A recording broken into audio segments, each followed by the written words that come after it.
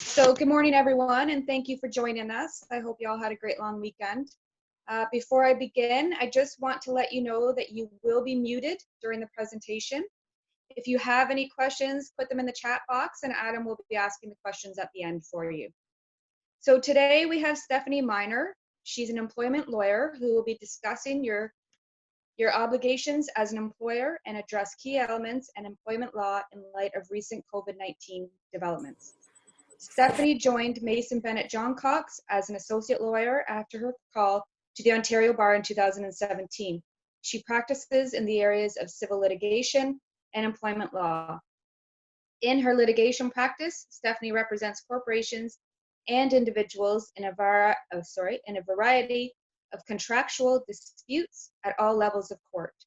In her employment law practice, she advises both employers and employees regarding employment contracts, workplace policies, termination packages, wrongful dismissal, and human rights matters. And without further ado, here's Stephanie. Great, thanks, Tanya. I'm happy to be here today. It's definitely a timely chat given everything that's going on. What I'd like to focus on is primarily employment law considerations from the perspective of the employer. And of course, that's going to be specific factors relating to COVID-19. Before we get into sort of the specifics, I do want to just give a disclaimer to say that this is, of course, an unprecedented time. The law is quite slow to catch up to situations like this. So our employment law landscape is not perfect. It isn't really designed to accommodate a pandemic such as COVID-19. So for that reason, the law in this area is ever changing. It's important just to keep up to date, of course, with the new government policies that are coming out, the recommendations of the healthcare professionals, and just keep an eye on changing laws because it is ever changing, and advice today could change 2 weeks from now. That being said, I guess where we'll start is I'd like to dive into some of the pieces of existing legislation that we have.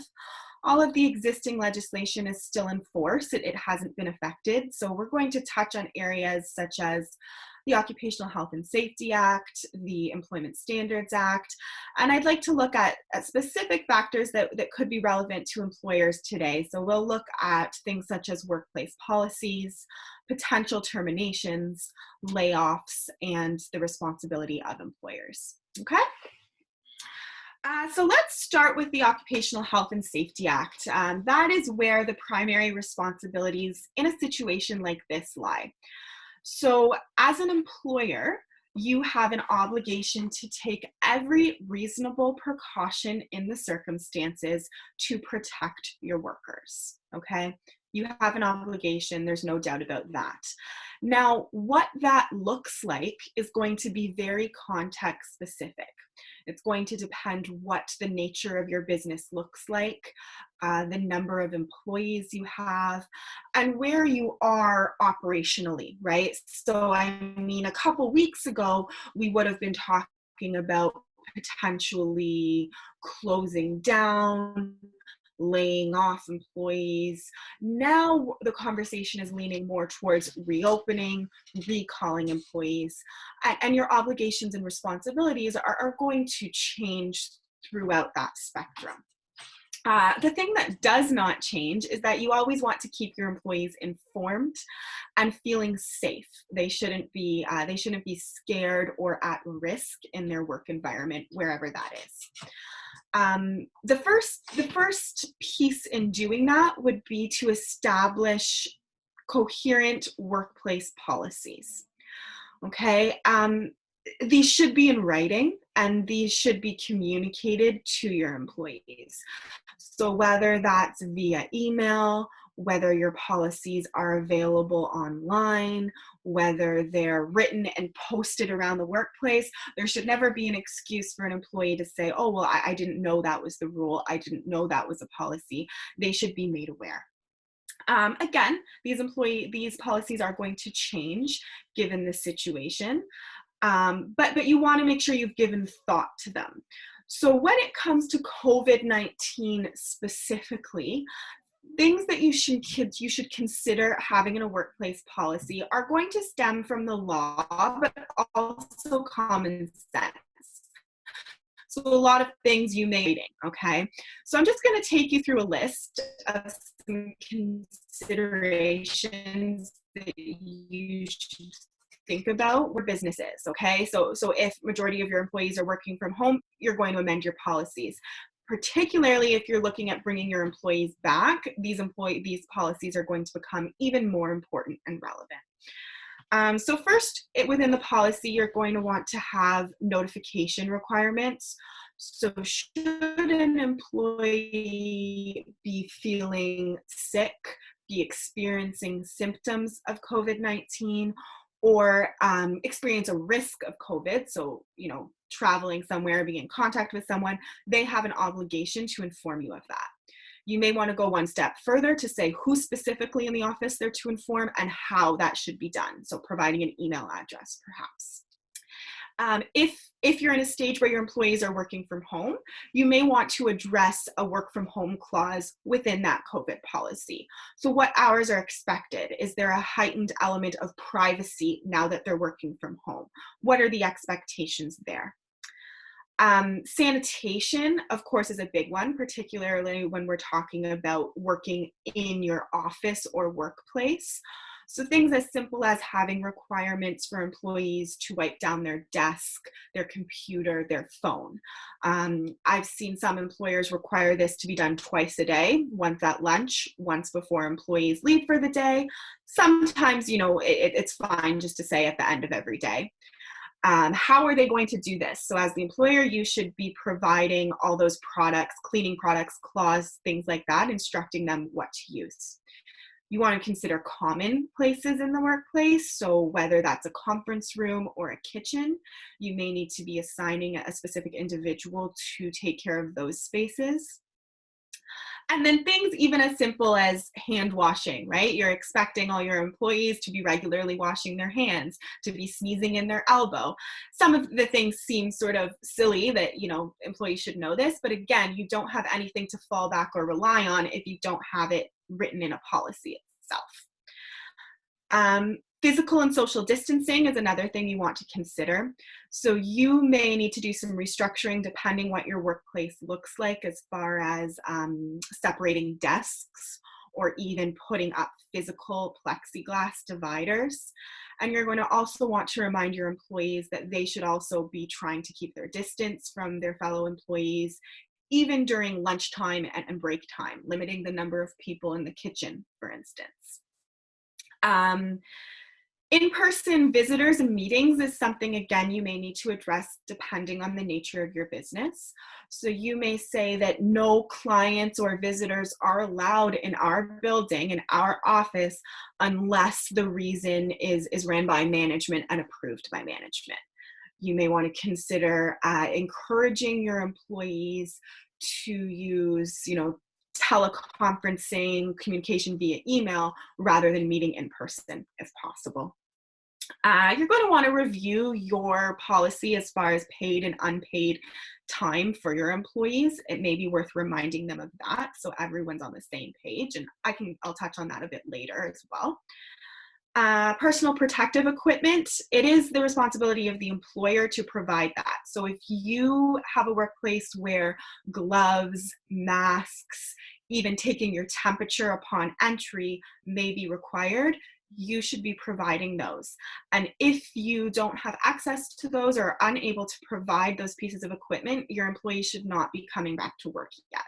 Right? So it's important you're not rushing everyone back to work just because you can. You need to make sure everyone's feeling safe and protected and that you're ready to do so.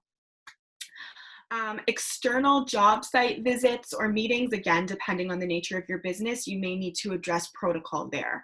So if you're a business where you have employees that are going and visiting construction sites, let's say, what's your protocol? Are they then allowed to come back to the office? What needs to happen there? Maybe you have a checklist they need to go through. Remembering that the consequences of being over preventative are far less than any consequences of being under preventative. So you really want to be thinking about all these things. Couple more things I'll mention, such as, if employees are returning to work, maybe you have rotating hours. So maybe they continue to work at home 2 days a week and they're in the office 3 days a week. Maybe they work in the morning and at home in the afternoon, just so you're limiting the number of people in the office, again, depending on the nature of your business and how big your business is. Ultimately, what these policies do is, yes, they make sure that everyone's on the same page, but it confirms your commitment as an employer to your legal responsibilities to take these protective measures and to make your employees feel safe, ultimately, okay? I think as far as policies go, I'll leave it there. Again, it is context specific, so there's no cookie cutter policy that's going to work for everyone. But again, you want to put thought to it and you want to have these in writing. I'm going to move on now to the Employment Standards Act, which is another piece of relevant legislation here. I'm sure you're quite familiar with it. It is the main piece of legislation that governs the relationship between employees and employers in Ontario. And what it does is it outlines the minimum entitlements, okay? So what employers have to provide employees under law, no less. Now, you may have a practice or a policy or contract that allows you to provide more than these minimums, and that's great. But again, you can't provide anything less than what the Employment Standards Act says, okay? Now, what I'd like to do is pull out some relevant provisions in the piece of legislation that's going to be relevant during this time. So first is vacation time and sick time. So under the Employment Standards Act, there is no requirement for paid sick leave, okay, or paid sick days, I'll say. You do have to provide a number of sick days. They do not have to be paid, okay? So that's going to factor into situations if you're experiencing employees having symptoms, how you're going to deal with that. Now, again, if you already have a contract in place that says employees get 10 paid sick days a year, you can't all of a sudden say that's not happening anymore. You already have that in place. But if you don't have already some sort of mechanism to measure that, the Employment Standards Act is your starting point, all right? Vacation time is also relevant because under law, as an employer, you can, I'll use the word dictate when an employee has to use their vacation time. Now, you want to do so reasonably, right? You don't want to create ill will. But if you're coming into a situation where you may require all your employees to take a week of vacation time during these circumstances, you are able to do that. The amount of vacation time, again, it is legislated under the Act. So you are required to provide employees 2 weeks of paid vacation time. If the employee has been with you for 5 years or more, that increases to 3 weeks of paid vacation time. Again, these are the minimums. So if you're offering more than that, that is totally fine. A big one under the Employment Standards Act that I'd like to spend a little bit of time speaking about is layoffs. Now, if we talked a couple weeks ago, I would say, layoffs were incredibly prominent because employers were considering or had to lay off employees. Now, what's more relevant is the recall of laid off employees. But I do think we need to spend some time talking about this because it's quite a confusing and gray area of the law right now, okay? Now, if we look at the law itself and we don't look at any of these outside factors, in order for an employer to lay off an employee, they must have the express consent of that employee. And what that typically looks like is a clause that's already in the employee's employment contract. And that clause would say something along the lines of, should the need arise, the employee consents to being temporarily laid off by the employer. You have that in a contract, you're golden. You can exercise your rights under law and lay off employees. Now, technically, if you do not have that in a contract and you do not have similar express consent from an employee, you do not have the right as an employer to lay off an employee. And if you do, what it's going to be deemed as wrongful dismissal under law, and you're then on the hook for termination entitlements to that employee. Okay, that's what the law says. Now, of course, we're experiencing very different factors right now. Exceptional circumstances require exceptional measures. So tons of employers have laid people off, and I would say a majority of those employers probably do not have an employment contract that allows them to lay those employees off, okay? Now, from a practical standpoint, are the courts going to want to be bogged down with wrongful dismissal claims from those employees? No. Are the courts going to want to side against the employer? No. Because what is the alternative, right? The alternative is you're perhaps jeopardizing your employees' health and safety by keeping them at work when you already have an obligation to keep them safe and healthy otherwise, right? So again, I don't want to overcomplicate the situation, but it is worth knowing that you have opened yourself up to some risk if you've laid off employees without express consent. That being said, is everyone doing it? Yes. I think what it comes down to then is that you're doing it in the proper way, okay? And I think what that looks like is making sure that you're keeping your employees informed during this process. Under law, if you're laying off an employee, you don't have an obligation to do so in writing. You don't have an obligation to provide notice, but because this is a gray area of the law and it's an unusual time, I would recommend perhaps putting that in writing and explaining that ultimately every decision that you're making as an employer is for the health and safety of your employees and your organization. Right? If employees feel like they're being protected and they're informed and they're kept informed throughout their layoff, that's going to mitigate any risk of unnecessary lashback, I'll say, or backlash. When it comes to layoff requirements, you're allowed to lay off an employee for 13 weeks within any 20-week period. If that extends, then it's going to be deemed a termination and you're going to have to pay termination entitlements. Now, that 13-week period is extended if you are continuing paying benefits during that period. And if you're paying benefits to your employees through the layoff or some other benefits they may be receiving, there's sort of a long list in the act, but under some other circumstances, you could bump that layoff time up to 35 weeks in a 12-month period, okay? When you're recalling employees, again, you don't have to do that in writing. I think it's good to keep a written record. And again, that's when you recall employees or you're saying it's time to come back to the office. That's when you then are providing everyone with that COVID-19 policy that we've talked about. So they are feeling safe and secure. They know that you've done your due diligence and you're prepared and ready to mitigate any risk from COVID-19 entering the workplace, okay? The last thing I'll touch on very briefly under the Employment Standards Act is the termination clause.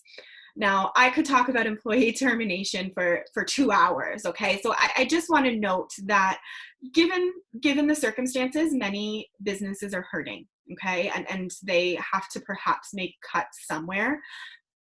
As an employer, it's important to know termination is an option for you.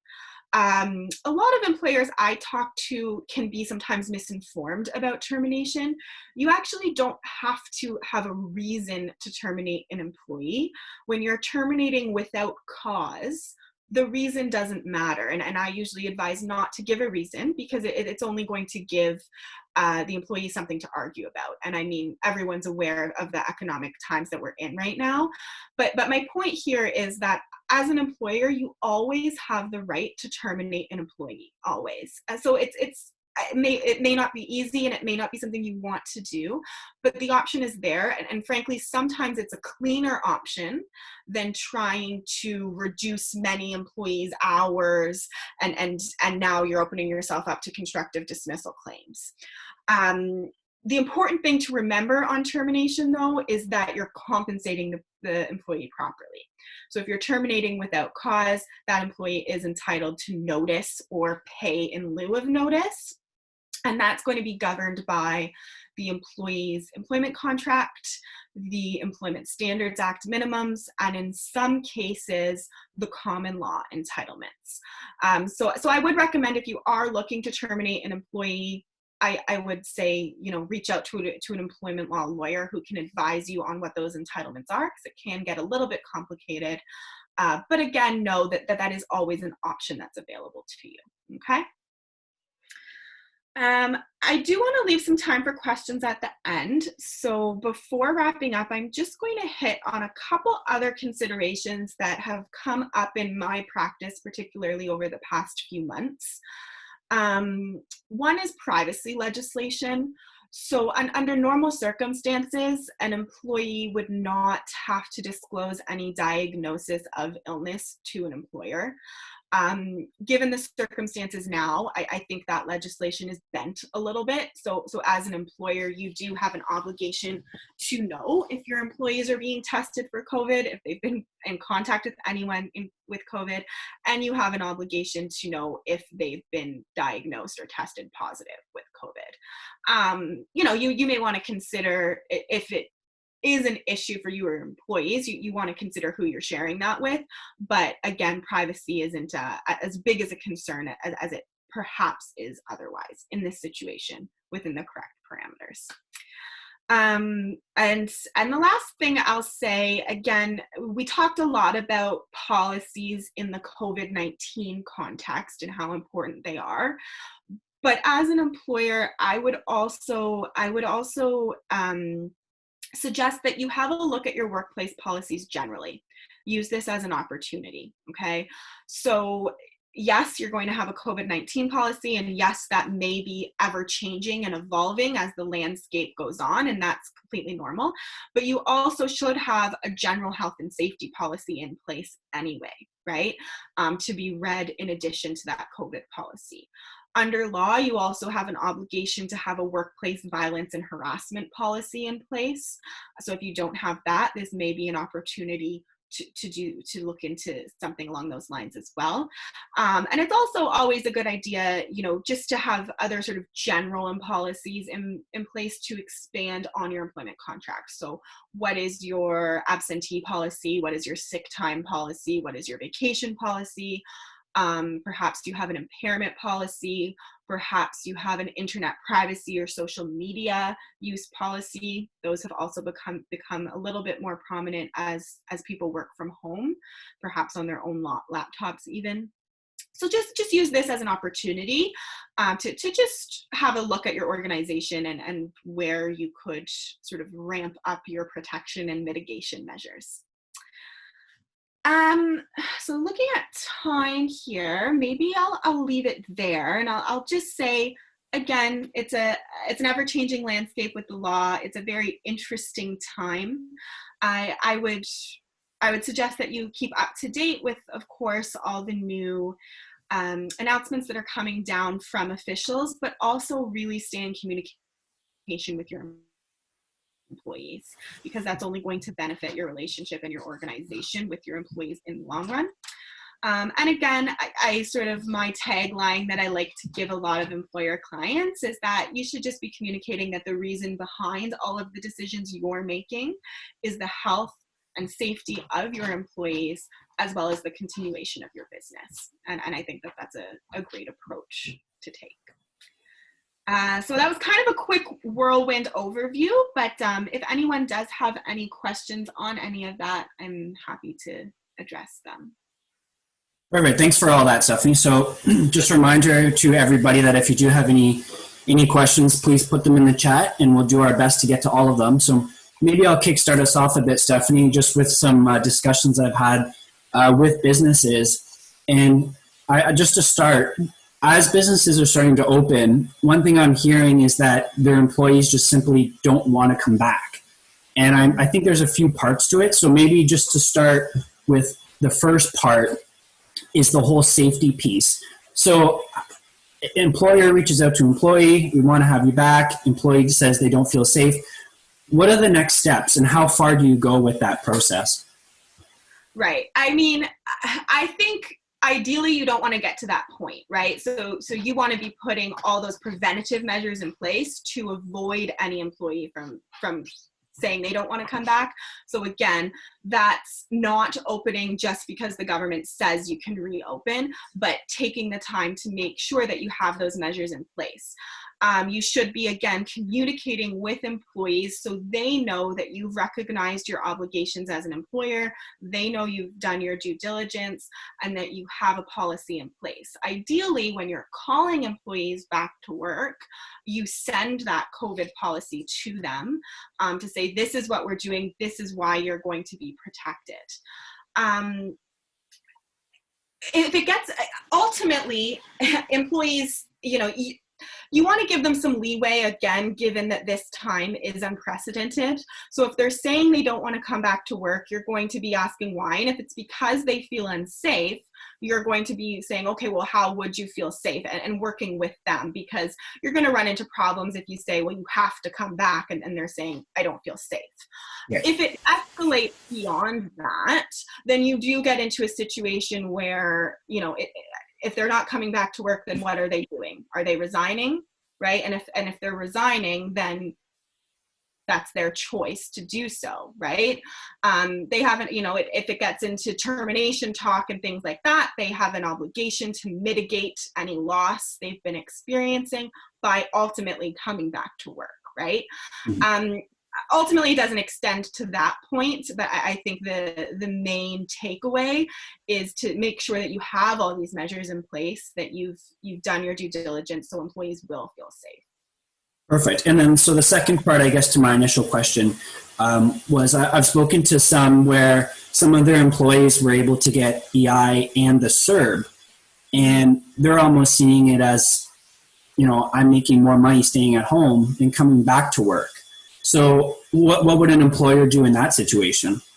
Yeah, that's that's a little bit unfortunate. I mean, again, that's if the employee chooses not to work and they would rather stay home and receive the social assistance that they currently are, then again, you're asking them, okay, well, are you resigning from your employment? And if they're resigning from their employment, that's that. You don't owe them anything. They've quit, right? But you have no obligation as an employer to match what they're receiving from their social assistance, right? Mm-hmm. I think what's important is if you are getting into conversations like this where there's nuances of resignation, there's nuances of feeling unsafe, there's nuances of potential termination there, you want to make sure you're taking everything into a written format. So I completely appreciate that sometimes it's easier to talk on the phone with your employees. I get that, but you want to be then following up in an email saying, this is what was discussed. This is what I said to you. This is what you said to me. This is where we're going. Because that's going to protect you from any conversations being misconstrued and things like that. And if you do get to a point where employees are resigning, which again, I would hope that you wouldn't, but if you do, then you need to be getting that in writing from your employee. That's incredibly important. Perfect. So maybe just my last question, it's a little bit specific before we go into the chat, but sure. I've also heard about with employees collecting the CERB. So I believe it's the 10th of each month where they receive the 2,000, correct me if I'm wrong.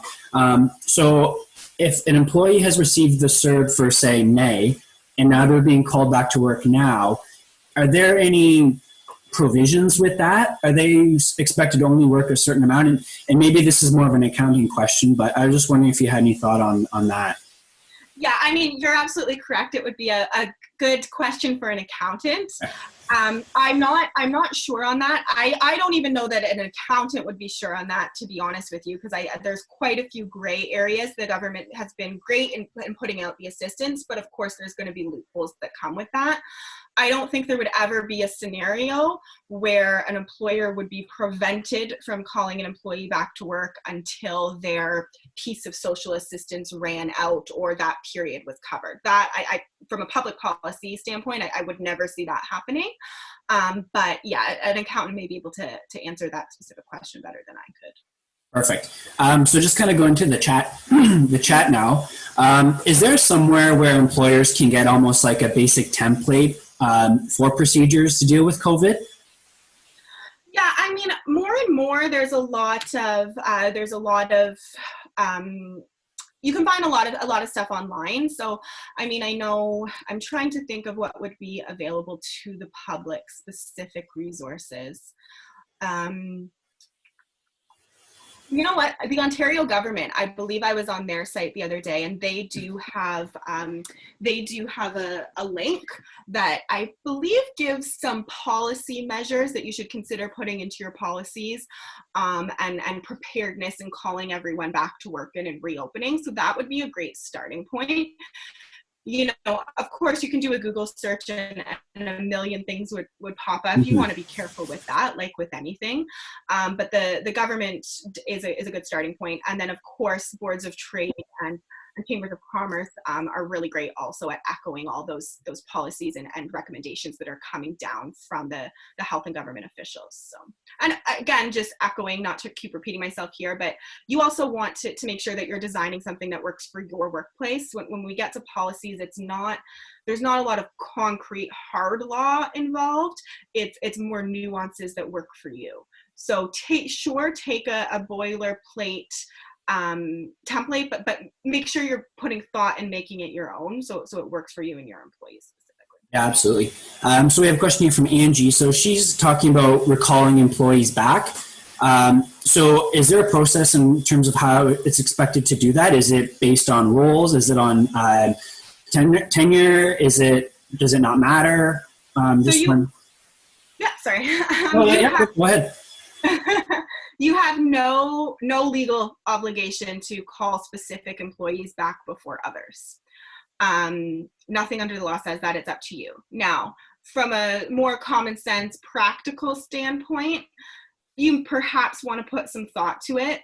You don't want to look like you're favoring employees over others or open yourself up to risk in that sense. So you may want to, communicate with your staff as a whole. This is our anticipated schedule for calling back people. We're going to be calling back everyone in senior level positions first, and then so it shows that you've put some thought to it and it's not completely arbitrary. And that's just a good staff management tool. But as far as the law, no, you don't have any obligation to call back a specific area of employee first. Perfect. So we have another question here. I mean, with all the chaos that is COVID, a big thing we're seeing is mental health. So what can an employer do for employees that are facing, mental health or anxiety in terms of coming back to the workplace? And is there ways to, help deal with that? And, just to make sure that we can get those people kind of back to work and put them in a safe and comfortable environment? For sure. And I guess I'll start by saying, again, under the Occupational Health and Safety Act and other relevant legislation, you do as an employer have the obligation to provide accommodation to your employees, particularly if they're expressing concern. And I mean, this speaks to our earlier question also about an employee not wanting to return to work because they feel unsafe. You should be trying to accommodate employees such as, mental illness, physical illness, whatever that is. You do have an obligation to accommodate up to a point of sort of undue hardship is the legal test. That being said, when we're dealing with a lot of emotions and anxiety that may be happening for employees, again, my number one piece of advice is to keep people informed. So if employees are feeling isolated and not knowing what's going on, I would not imagine that that's going to manifest in a positive way, right? So you want to make sure you're keeping your employees updated. I know a lot of employers also have been trying to, if employees are still working, but working at home, they've been trying to check in using face-to-face interaction, whether it be via Zoom, Microsoft Teams, Google Chat, and just seeing each other and sort of we're all in this together mindset. Also is a great tool. I know, financial resources are going to be different depending on the workplace, but I've also seen many employers say, okay, we're aiming to get back to work this date. This is our plan. thank you everyone for being here, you know, through this difficult time. Here's some extra perks we're going to provide to you to show our gratitude. And again, that just makes employees feel appreciated.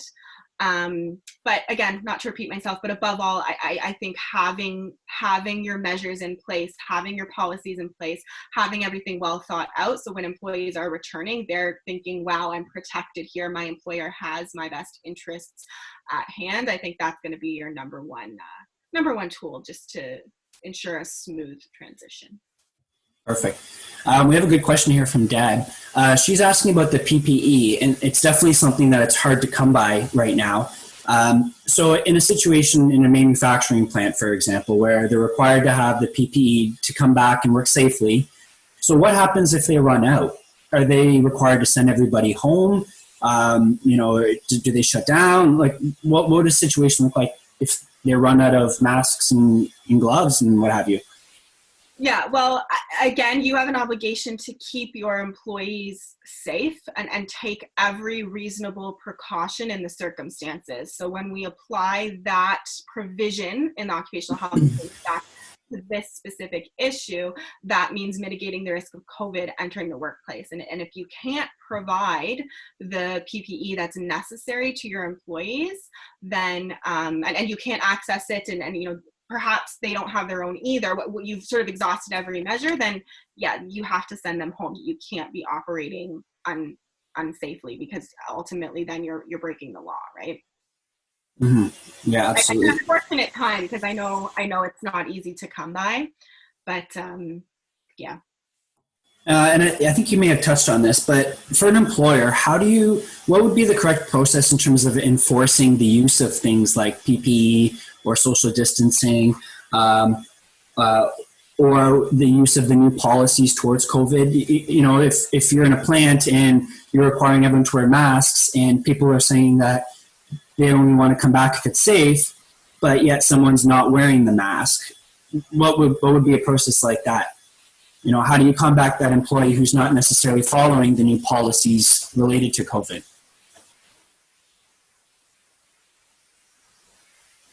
Sure. So you broke up a little bit at the end there, but I think it's the gist of what you're asking. So again, you want everything in writing, because then any action that you take regarding someone not following the rules, you can rely on that policy that you had in writing, right? So number one, have your rules in writing. Number two, make sure the employees are aware of them. So there's no excuse for the employee to say, well, I didn't know I had to wear a mask. So that's blasting it via email, having it posted up around your workplace, right? Maybe it's available online, whatever means you can. And I think depending on, you know, if you're in a workplace where, you know, you're working in a manufacturing plant or something to that extent where the health and safety provisions are even more heightened, then you could consider putting in your policy a clause that says, if a mask is not worn, if the above rules are not followed, you will be sent home from the workplace. You will be asked to leave. So there's no surprise there, right? You could have, I mean, I know it could be labor intensive, but checks as far as everyone entering the door, right? If they're not, you know, taking their temperature, if they're not properly gloved and masked, they're not getting in the building, right? And then I think it's important that without naming names, you're then following up with the staff as a whole and sending an email saying, you know, it's come to our attention that a couple employees do not have this or are not following this. I want to reiterate our policies attached, express why it's important to them, right? You're not being a stickler here. You're protecting everyone's collective health and safety. And if this continues, this is what's going to happen. But sending someone home with pay, if they're not, you know, following a policy is, I would say, sort of your first step. Written warning if it escalates, and then you sort of go from there. Yeah, that's fantastic. So just a reminder to anyone, if you have any questions for Stephanie, just please make sure to put them in the chat.